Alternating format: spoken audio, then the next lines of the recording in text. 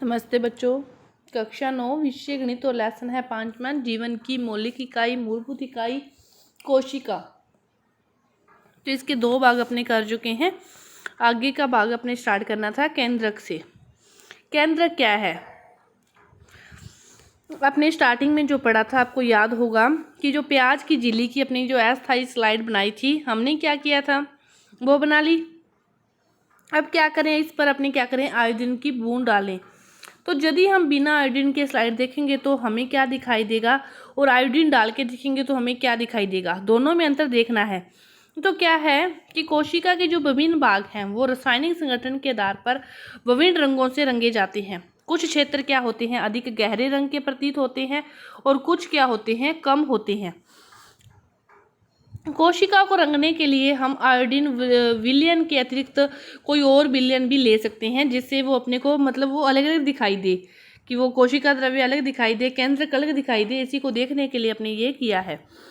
केंद्र के चारों ओर क्या होती है, दोहरी परत होती है, और उसका एक स्तर होता है जिसे केंद्रक झिल्ली कहते हैं। कि जिस प्रकार कोशिका के चारों ओर ये झिल्ली पाई जाती है, उसी प्रकार केंद्रक के चारों ओर यहाँ पे झिल्ली पाई जाती है, उसे क्या कहते हैं, केंद्रक झिल्ली कहते हैं। इस झिल्ली में क्या होते हैं, छोटे छोटे छिद्र होते हैं। इन छिद्रों के द्वारा केंद्र के अंदर का जो कोशिका द्रव्य है वो क्या आ जाता है, बाहर आ जाता है। ये झिल्ली तो पाई जाती है, लेकिन इस झिल्ली में भी क्या होते हैं, छोटे छोटे छिद्र होते हैं, जहां से इसके अंदर का जो कोशिका के द्रव्य है वो केंद्रक से बाहर आ जाता है। केंद्रक में क्रोमोसोम भी होते हैं, जिन्हें गुणसूत्र कहते हैं। वो कहाँ पाए जाते हैं, केंद्रक में ही पाए जाते हैं। और कोशिका विभाजन के समय छड़ाकार दिखाई देते हैं, कि जब कोशिका विभाजन होने वाली होती है तब वो लंबे रूप में आ जाते हैं, छड़ाकार रूप में दिखाई देते हैं। और इन्हीं गुणसूत्रों को क्या कहते हैं, जो आनुवांशिक गुणों की जो सूचना देते हैं, वो एक पीढ़ी से दूसरी पीढ़ी तक जिन गुणसूत्रों आनुवांशिक गुणों को लेके जाते हैं वो क्या है, यही गुणसूत्र हैं। ये क्या होते हैं, माता पिता से डीएनए। डीएनए की फुल फॉर्म क्या है, डीऑक्सी राइबो न्यूक्लिक अम्ल अणु के रूप में ये क्या होते हैं, अगली संतति में जाते हैं, यही गुणसूत्र जाते हैं। क्रोमोसोम डीएनए और प्रोटीन के बने होते हैं। जो क्रोमोसोम है, गुणसूत्र हैं, वो किसके बने होते हैं, डीएनए और प्रोटीन के। गुणसूत्र किन से बने होते हैं, डीएनए और प्रोटीन से बने होते हैं। डीएनए अणु में कोशिका के निर्माण व संगठन की सभी आवश्यक सूचनाएं होती है, और डीएनए के क्रियात्मक खंड को जीन कहते हैं।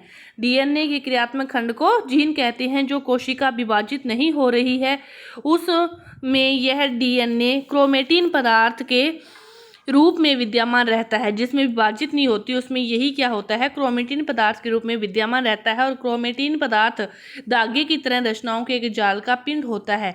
जब कभी भी कोशिका विभाजित होने वाली होती है तब ये क्रोमोसोम में संगठित हो जाता है। डीएनए रहता क्रोमेटिन पदार्थ में है, लेकिन जब कभी भी समय आता है कि कोशिका विभाजन होने वाली है तब ये क्या हो जाते हैं, क्रोमोसोम में संगठित हो जाते हैं। कुछ जीवों में कोशिकीय जनन में केंद्रक महत्वपूर्ण भूमिका निभाता है। इस प्रक्रिया में क्या होता है, एक अकेली कोशिका विभाजित होकर 2 नई कोशिकाएं बनाती है, और ये कोशिकाओं के विकास और परिपक्वन को निर्धारित करता है। साथ ही सजीव कोशिकाओं की रासायनिक क्रियाओं को भी निर्देशित करता है। साथ ही जो सजीव कोशिकाएं हैं उनको रासायनिक क्रियाओं को भी ये क्या करता है, निर्देशित करता है। बैक्टीरिया जैसे कुछ जीवों में कोशिका का केंद्रीय क्षेत्र बहुत कम स्पष्ट होता है, क्योंकि इसमें केंद्रक झिल्ली नहीं होती। ऐसे अस्पष्ट केंद्र क्षेत्र में केवल क्रोमेटिन पदार्थ होते हैं, और इस क्षेत्र को केंद्रकाय कहते हैं। जब इसमें केंद्र झिल्ली नहीं होती, अस्पष्ट रूप से होता है, इसमें क्रोमेटिन पदार्थ पाया जाता है, तो इसे क्या कहते हैं, केंद्रकाय कहते हैं। और ऐसे जीव जिसकी कोशिकाओं में केंद्रक झिल्ली नहीं होती उन्हें प्रोकैरियोटिक कहते हैं। जिनमें केंद्रक झिल्ली नहीं पाई जाती उन्हें क्या कहते हैं, प्रोकैरियोटिक कहते हैं। और जिन कोशिकाओं में केंद्रक झिल्ली पाई जाती है उन्हें यूकैरियोटिक कहते हैं। यूकैरियोट, प्रोकैरियोट और यूकैरियोट। जिन कोशिकाओं में केंद्रक झिल्ली होती है उन्हें यूकैरियोट, और जिनमें नहीं पाई जाती उन्हें प्रोकैरियोट कहते हैं। प्रोकैरियोट कोशिकाओं में और भी अन्य अधिकांश द्रव्य अंगक नहीं होते जो कि यूकैरियोटिक कोशिकाओं में होते हैं। तो ऐसे अंगकों के क्या होते हैं, अनेक कार्य होते हैं। प्रकाश संश्लेषी बैक्टीरिया में क्लोरोफिल झिल्लीदार पुटिका के साथ होता है, जबकि यूकैरियोटिक कोशिकाओं में क्लोरोफिल प्लास्टिड में होता है। ये भी इसमें अंतर है, इसमें तो प्लास्टिड में होता है, इसमें झिल्लीदार पुटिका में होता है। ये था केंद्रक के बारे में। इसके बाद आता है कोशिका द्रव्य। कोशिका द्रव्य, जब हमने प्याज की झिल्ली और मनुष्य के गाल की कोशिकाओं की एक स्लाइड को देखा, तब हमें क्या हुआ कि ये जो प्रत्येक कोशिकाओं में एक बड़ा क्षेत्र दिखाई देता है जो कोशिका झिल्ली से घिरा हुआ होता है और हल्के हल्के उसमें धब्बे से होते हैं। इसे क्या कहते हैं? कोशिका द्रव्य कहते हैं। कि इस पूरी कोशिकाओं में जो विसरण करता रहता है और इसके बीच में ही कोशिकांग पाए जाते हैं, इसे ही क्या कहते हैं? कोशिका द्रव्य कहते हैं। इस क्षेत्र में हल्के हल्के धब्बे भी होते हैं, इसे क्या कहते हैं? कोशिका द्रव्य कहते हैं। प्लाज्मा झिल्ली के अंदर कोशिका द्रव्य क्या है? एक तरल पदार्थ होता है। इसमें बहुत से विशिष्ट कोशिका के घटक भी होते हैं। जो कोशिकांग है वो इसी के अंदर पाए जाते हैं, जिन्हें कोशिका अंगक कहते हैं। और प्रत्येक अंगक कोशिका के लिए विशिष्ट कार्य करते हैं और कोशिका द्रव्य और केंद्रक दोनों को मिलाकर जीव द्रव्य बनता है। कोशिका द्रव्य और केंद्रक दोनों मिल जाए तो जीव द्रव्य है, नहीं तो अकेला कोशिका द्रव्य और साथ में केंद्रक भी मिल जाए तो क्या बनेगा? जीव द्रव्य बनेगा। कोशिका अंग क्या होता है? झिल्ली युक्त होता है। प्रोकैरियोटिक कोशिकाओं में वास्तविक केंद्र के अतिरिक्त झिल्ली युक्त अंगक भी नहीं होते।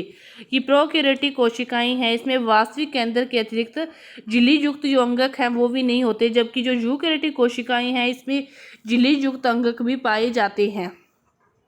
झिल्ली की जो सार्थकता है वायरस के उदाहरण से अपने स्पष्ट कर सकते हैं कि वायरस में किसी भी प्रकार की झिल्ली नहीं होती, इसीलिए इसमें जीवन के जो गुण हैं वो तब तक लक्षणित नहीं होते जब तक वह किसी सजीव के शरीर में प्रवेश करके कोशिका की मशीनरी का उपयोग करके बहुगुणन नहीं कर लेता, तब तक जो वायरस के गुण हैं वो नहीं लक्षणित होते। तो यही है कि झिल्ली की जो सार्थकता है वो इस उदाहरण से आप समझ सकते हो कि झिल्ली कितनी जरूरी है। अब ये आपके उदाहरण दे रखे हैं। इसके बाद है कोशिका के अंग। कोशिका के अंग क्या है? कि जो प्रत्येक कोशिका है उसके चारों ओर झिल्ली पाई जाती है। ये आपने देखा, केंद्रक पाया जाता है, कोशिका द्रव्य पाया जाता है। तो उस कोशिका द्रव्य में इसके बहुत सारे छोटे छोटे और भी अंग पाए जाते हैं, उन्हें क्या कहते हैं? कोशिका के अंग कहते हैं, कोशिकांग अंगक कहते हैं। तो वह कौन कौन से अंगक हैं? अंतःप्रदबी जलिका, अंतःप्रदबी जलिका, गोल्जी उपकरण, लाइसोसोम, माइटोकॉन्ड्रिया, प्लास्टिड कोशिका अंगकों के महत्वपूर्ण उदाहरण हैं जिन पर अपने को विचार करेंगे। सभी के बारे में अपने पढ़ेंगे, इनके कार्य क्या हैं। सबसे पहले क्या है? अंतःप्रदबी जलिका। अंतःद्रवी जलिका क्या है? ये अंतःद्रवी जलिका झिल्ली युक्त नलिकाओं तथा शीट का एक बहुत बड़ा जंतर है। ये लंबी नलिका या गोल या आयताकार थैलों की तरह दिखाई देती है। कि ये लंबी होती है, गोल भी हो सकती है, आयताकार जो थैले मतलब इस प्रकार भी हो सकती है, लंबी हो सकती है, गोल भी हो सकती है। तो ये इसकी अलग अलग आकृति हो सकती है। तो अंतःद्रवी जलिका की रचना भी प्लाज्मा झिल्ली के समरूप होती है। अंतःद्रवी जलिका ये दो प्रकार की होती है, एक खुरदरी होती है और एक चीकनी होती है। इनका खुरदरी और चीकनी होने का मतलब है राइबोसोम, कि जिसकी सतह पर राइबोसोम पाए जाते हैं वो तो क्या है? खुरदरी है, और जिसकी सतह पर नहीं पाए जाते वो क्या है? चीकनी होती है। तो खुरदरी दिखाई देती है क्योंकि इस पर क्या लगे होते हैं? राइबोसोम। राइबोसोम लगे होते हैं इसकी सतह पर। कि ये जैसे आपके पास ये राइबो है तो इसकी सतह पर इस प्रकार राइबोसोम लगे होंगे तो ये कैसी होगी? खुरदरी होगी। तो नहीं होंगे तो ये फिर बिल्कुल स्मूथ होगी, बिल्कुल चिकनी होगी। राइबोसोम क्या होते हैं? प्रोटीन संश्लेषित होते हैं। RER तैयार प्रोटीन जो अंतःप्रदबी जलिका है। RER किसे कहा? खुरदरी को कह दिया, रफ को कह दिया, और SER किसको कह दिया? स्मूथ को कह दिया। जो खुरदरी है वो तैयार प्रोटीन को आवश्यकता अनुसार अंतःप्रदबी जलिका के द्वारा कोशिका के अन्य भागों में भेज देता है। जो खुरदरी है वो जो प्रोटीन तैयार हो चुका है उसको कोशिका के अन्य भागों में ER के साथ अंतःद्रवी जलिका के साथ भेज देता है। लेकिन जो चीकनी है वसा या लिपिड अणुओं को बनाने में सहायता करती है। जो स्मूथ है, चीकनी है, वो वसा को, और जो दूसरी है वो प्रोटीन को। तो ये कोशिकाई क्रियाओं के लिए महत्वपूर्ण कार्य है। कुछ प्रोटीन तथा वसा कोशिका झिल्ली को बनाने में सहायता करते हैं। इस प्रक्रिया को झिल्ली जीवात जनन कहते हैं। कि जो कुछ प्रोटीन है और जो वसा है वो कोशिका झिल्ली को बनाने में क्या करते हैं? सहायता करते हैं। कोशिका की जो झिल्ली होती है प्रोटीन व वसा मिलकर उसको बनाने में सहायता करते हैं। इसी प्रक्रिया को क्या कहते हैं? झिल्ली जीवात जनन कहते हैं। झिल्ली जीवात जनन कहते हैं। कुछ अन्य जो प्रोटीन हैं, वसा हुई, एंजाइम हुए, हार्मोन की भांति कार्य करते हैं। यद्यपि विभिन्न कोशिकाओं में क्या होती है, अंतःद्रवी जालिका भिन्न रूपों में दिखाई देती है, परंतु सदैव एक जालिका तंत्र का ही निर्माण करती है कि इसका रूप थोड़ा बहुत चेंज हो सकता है, लेकिन ओवरऑल देखें तो यह एक जालिका का ही निर्माण करती है। तो ये आपका था अंतःद्रवी जालिका के बारे में कि ये दो प्रकार की होती है, स्मूथ होती है, चिकनी होती है। स्मूथ चिकनी एक ही होगी, एक होती है रफ खुरदरी। तो खुरदरी क्यों होती है? क्योंकि इसकी सतह पर राइबोसोम पाए जाते हैं। और चिकनी क्यों होती है? क्योंकि इसकी सतह पर राइबोसोम नहीं पाए जाते। और जिसकी सतह पर राइबोसोम नहीं पाए जाते वह वसा का निर्माण और दूसरी प्रोटीन का निर्माण करती है। और प्रोटीन और वसा दोनों मिलकर कोशिका झिल्लिका का निर्माण भी करते हैं। इस प्रक्रिया को क्या कहते हैं?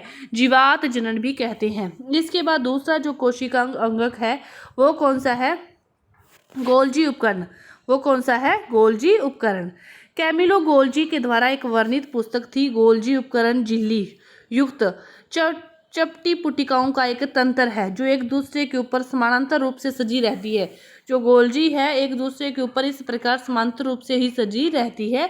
तो ये क्या है? एक वर्ण कैमिलो गोल्जी ने इसकी खोज की थी। तो इसे कहते हैं गोल्जिकाएं। ये कुंडलियों के रूप में होती है, कुंडिकाओं के रूप में ये पाई जाती है। इस प्रकार एक के ऊपर एक कुंडिकाओं के रूप में ये रहती है। इन झिल्लियों का जो संपर्क है वो अंतःद्रवी जालिका और झिल्लियों से होता है, इसीलिए जटिल कोशिकीय झिल्ली तंत्र के दूसरे भाग को बनाती है। जो जटिल है कोशिकीय वो झिल्ली तंत्र के दूसरे भाग को भी बनाती है। ये आपके सामने सारा पादप कोशिका का डायग्राम दिखा रखा है। ये है आपके सामने गोल्जी उपकरण, केंद्रक, ये हरित लवक हो गए, ये खुरदरी अंतःद्रवी जालिकाएं होगी जिसकी सतह पर राइबोसोम पाए जाते हैं, और ये चीकनी होगी जिसकी सतह पर राइबोसोम नहीं पाए जाते। आप इस जूम करके देखोगे तो आपको इस प्रकार इसके ऊपर इस प्रकार ये दिखाई दे रहा है, तो इसलिए ये क्या है? खुरदरी है। लाइसोसोम है इसके ऊपर, ये रहा लाइसोसोम। और इसके अलावा ये कोशिका द्रव्य है, बाकी जो बीच का स्पेस है ये हरित लवक हो गए, यहाँ पे राइबोसोम पाए जाते हैं। माइटोकॉन्ड्रिया ये कोशिका भित्ति, और ये बाह्य कोशिका प्लाज्मा झिल्ली होगी, और केंद्र के चारों तरफ केंद्रक झिल्ली होगी, और गोल्जी उपकरण हो गए। तो ये सारा जंतु पादप कोशिका का जो चित्र है आपके सामने है। इसके बाद जो अगला है कि ईआर में जो संश्लेषित पदार्थ होते हैं वो गोल्जी उपकरण में पैक किए जाते हैं। किस में पैक किए जाते हैं? गोल्जी उपकरण में। और उन्हें कोशिकाओं के बाहर तथा अंदर विभिन्न क्षेत्रों में भेज दिया जाता है। गोल्जी उपकरण में पैक करके वो कहीं भी उसको भेज दिया जाता है। इस कार्य में शामिल हैं पुटिका के पदार्थों का संचयन, रूपांतरण तथा बंद करना। कि जो पदार्थों का संचयन है, रूपांतरण है, उनको बंद करना, ये सारे इसमें सम्मिलित है। और कुछ परिस्थिति में क्या होते हैं? गोल्जी उपकरण में सामान्य शक्कर से जटिल शक्कर बनती है, और गोल्जी उपकरण के द्वारा लाइसोसोम को भी बनाया जाता है। गोल्जी उपकरण के द्वारा ही लाइसोसोम को भी बनाया जाता है, और शक्कर से जटिल शक्कर भी बनती है। तो ये था आपका गोल्जिकाएं, और इसका जो अगला टॉपिक है लाइसोसोम, और उसका आगे का जो भाग है वो अपने अगली वीडियो में करेंगे। धन्यवाद।